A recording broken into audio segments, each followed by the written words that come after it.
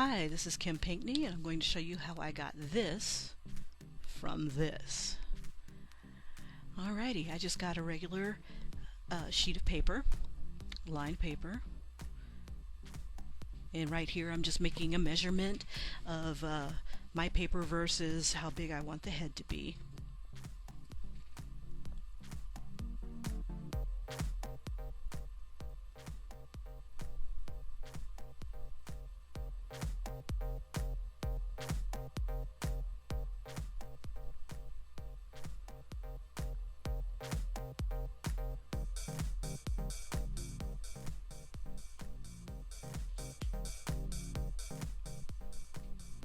And I'm just making a rough circle of how big I want the head to be. That'll be about the top of the head. And that about there, about is the center. And I change my mind here and there.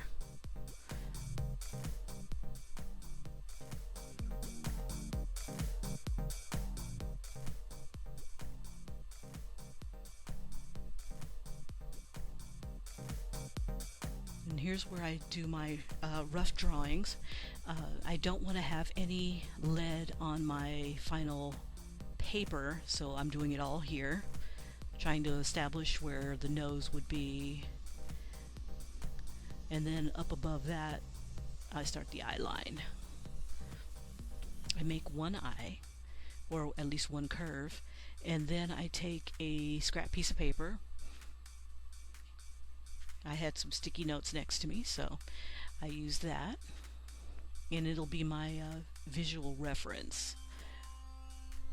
The head is 5 eyes wide, so right now I'm making the size of the 2 eyes, and in between falls the nose.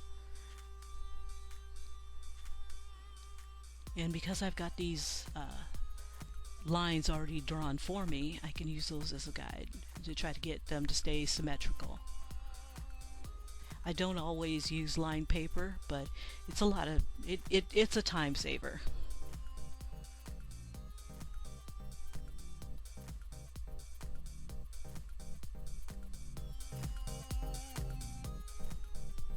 And for those who are just starting out and they're trying to get the basics of a face, these lines aren't such a bad thing.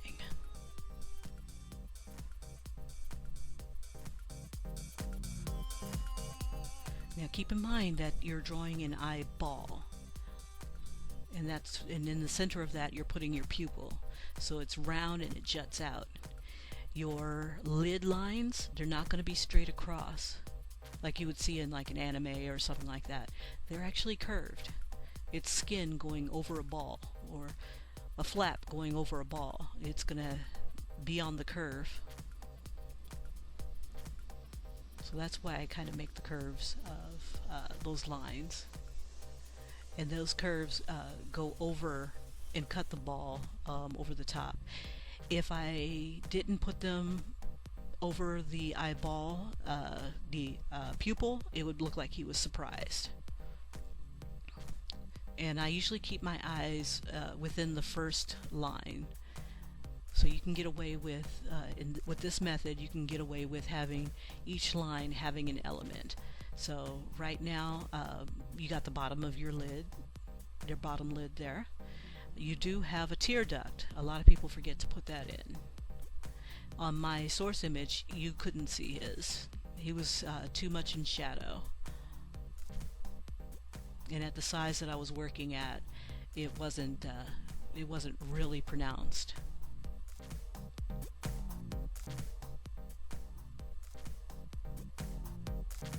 Now I know that at this size, my eyebrows are going to be, I'm going to get the side of the head. Now when I do that, the head is 5 eyes wide, so what that means is that that line on the end is where the edge of the ear is going to be. And then in between that and your eye is where the edge of the head is going to be. Just keep an eye out on your source image. This gentleman didn't have that much hair. It's really close cropped to his head. and so I'm able to really get his head shape, and his ears come out. They're almost pointed in his picture. I was really tempted to make him into an elf. That's how pointed his ears were. But I'm like, nah, I'll wait. Maybe the next one. So right now I'm just getting the top of his head. Now I know that very top line is the edge of my final paper, so I'm not going to go above that. Not if I can help it.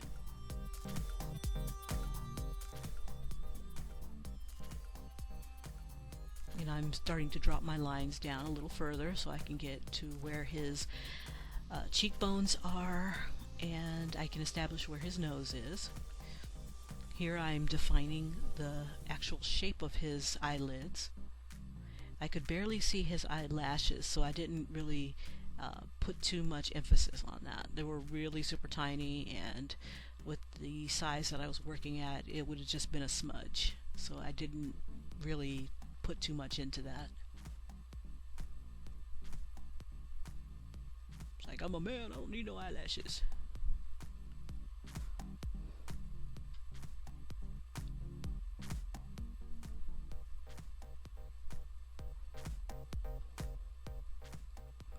Now these eyes sit inside of a socket, and in between that,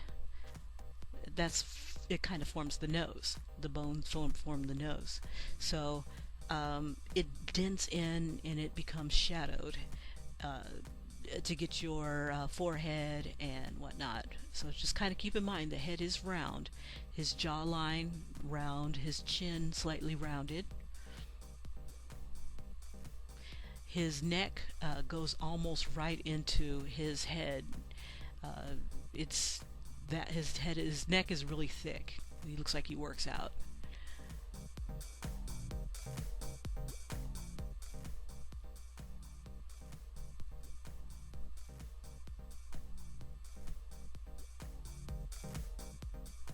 When you're drawing people of color, one of the features that you'll notice is that the noses are rounder.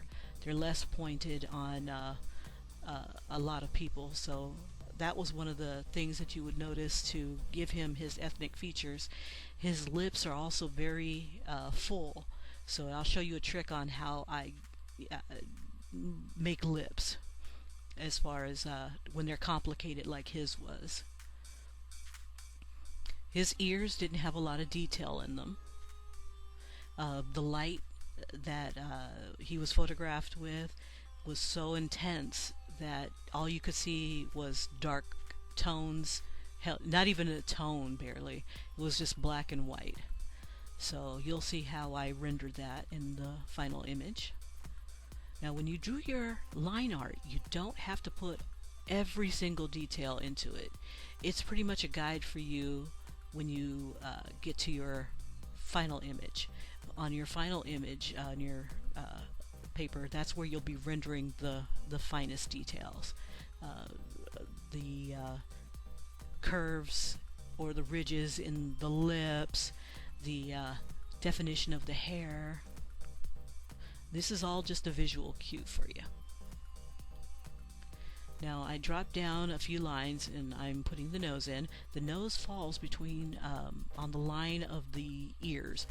Check out your source image to see where your line falls for your nose on your subject. When I drop a line down, doing a visual check, it appeared that his nostrils fell right where his tear ducts were. So I annotate the ends of his nostrils with that line, and I'll erase that. And I'm between those two, I am shaping his nose.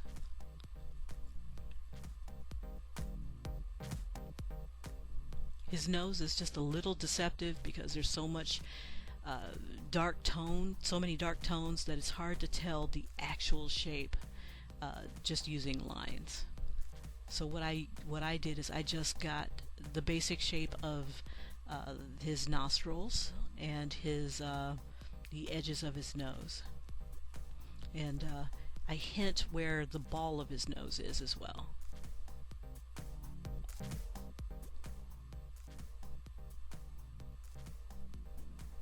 I also make some annotations on where the it starts to curve from his nose to his eyebrow.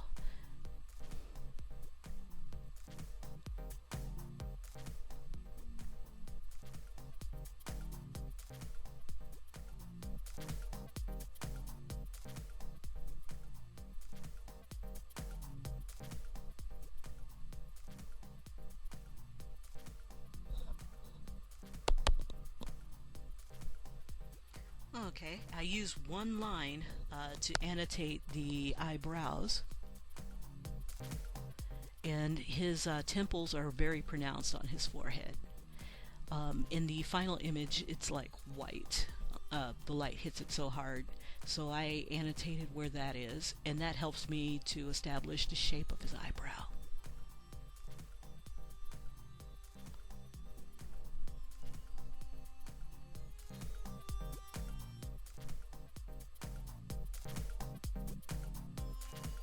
So basically what you're trying to do is just get enough visual reference so that you can lightly trace, and then you can add your tones.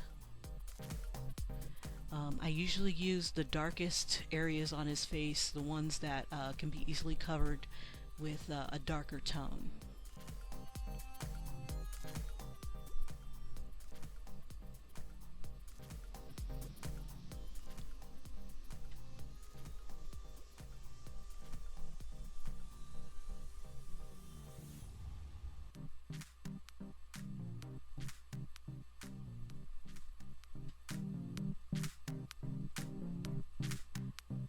Now, if you still need like a visual reference, I suggest you keep that image, your line art, underneath your picture.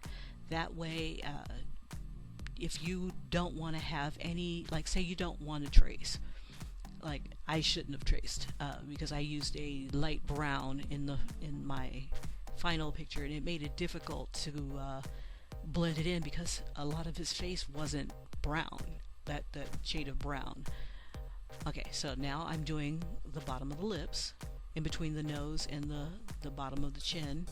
The center of that is where the lips fall. But pay attention to your source image to see where your actual center of the mouth is.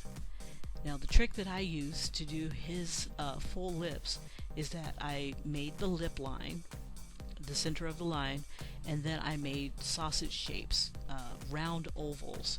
He has one very thick oval in the front, and then two on the sides, on the top lip.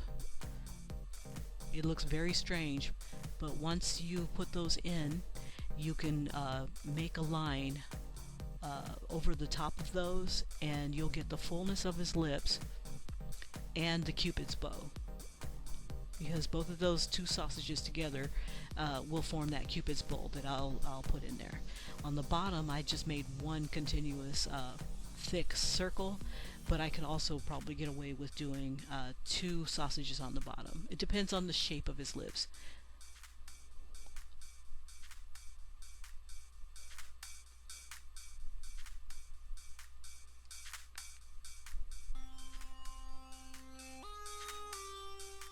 But it's a great trick whenever you're having a hard time trying to get the lips just right.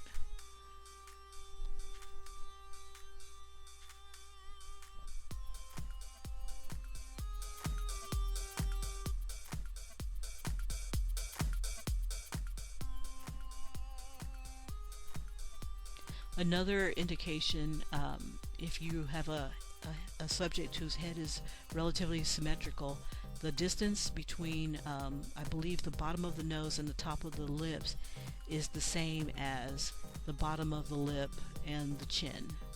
Sometimes. Just you'll need to look at your reference to see if they fall kind of in that realm. That's the idealized face. Sometimes it's So one is longer than the other, but they basically are almost the same.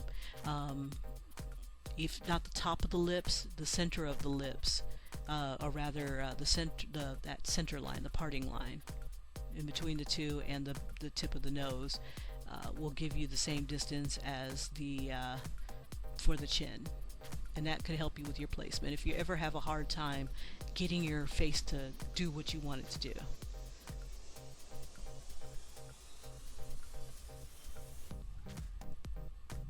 Okay, and then at this point, I would tilt my paper up, take a look at it, see how things are falling, see if am I close to where I want to be, and I'm checking out my landmarks and I'm darkening in my lines. I'm also giving myself some visual clues, just to double check to make sure things are where they're supposed to be. Doing the muzzle of the mouth. And it's really pronounced in his picture.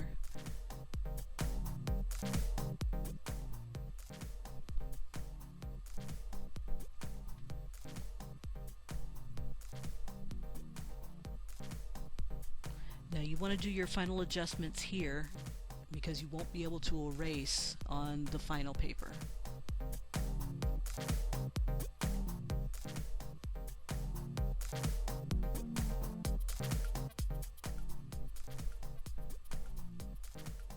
It's a good time to establish your hairline.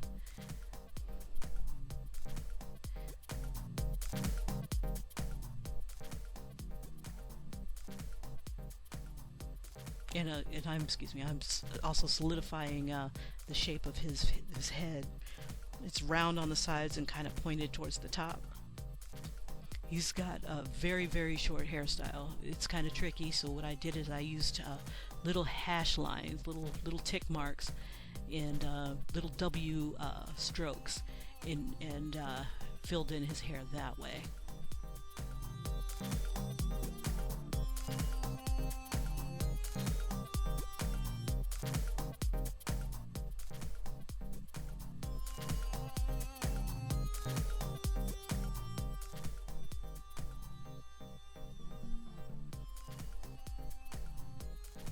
Now the cool thing about having line art is that if you do make a mistake on your final paper, you can always reuse this and do it over again. If you find that it's wrong, you can erase some of the stuff and then redo it again. But this is here where you want to take a look. A good practice is instead of just drawing flat, to raise your paper up at an angle so you have a better view than because your face can become elongated if you keep it flat.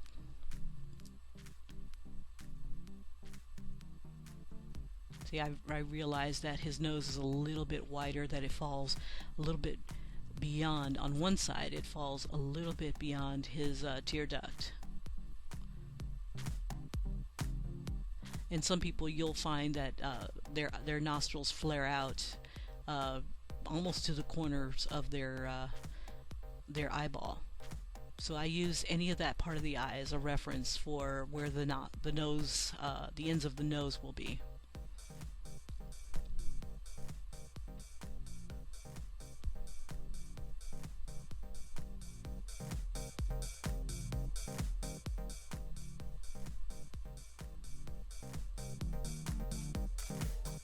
And again, you just want to take a few moments and make sure things are symmetrical. Lift your paper up at an angle and see how it's looking. And just make your adjustments there. Keep in mind where your highlights are going to be. You're not going to annotate them. Not here. You'll do that on the next piece of paper, on the final. You can erase any stray lines so you don't get confused, or just darken in the ones that you really want to focus on.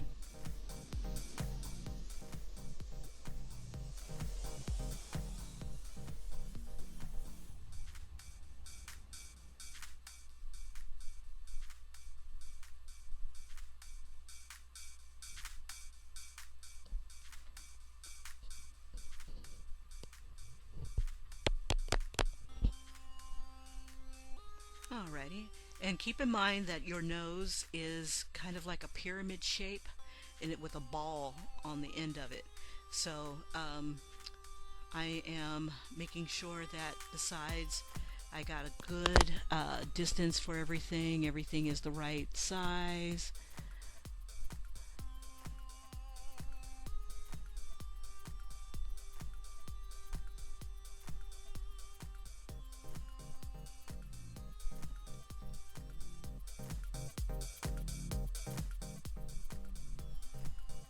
And you'll notice as you're looking at your source image that they may have a certain quirk, that the neck is longer than certain things, the jaw is longer on one side than the other. It also, when you're looking at a face straight on, is their head slightly up? Is it slightly down? Are their eyes slightly curved? At different angles, things like that. You get to see more landmarks. And at this stage here, you get to learn a little bit more about your subject, how things fall, how things are looking, and you're becoming more familiar with it.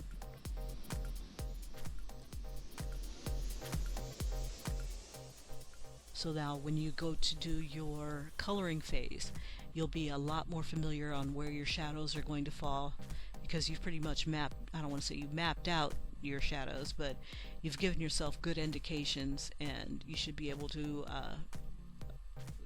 find your shadows. Relatively easy.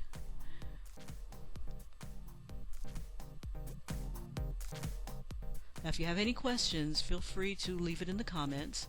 I'll respond to anybody who writes to me.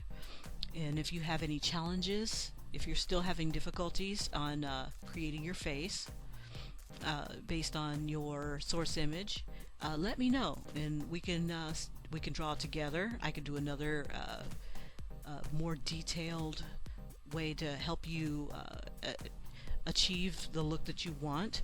But a lot of it just comes down to practice. Just keep drawing, keep drawing. If you're having problems with eyes, then just draw and doodle eyes on pieces of paper. And try looking at a source image rather than trying to draw from memory. Okay, so we're winding down. Please like or subscribe if this was helpful for you. And if go ahead and suggest if you have any other things. The next video is going to be the coloring phase. And I'm just darkening in my lines so I'll be able to see them. And it gives a cleaner image as well. Making sure I didn't leave anything out.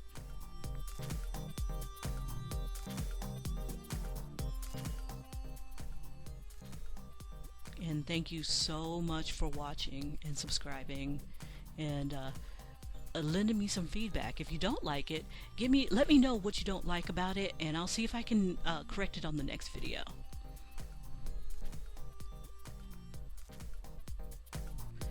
Alrighty, so I'm just going to double check, erase a few things. Alright. Just looking it over one last time, and this is it. Let's see. Okay, fix, and I am just about done.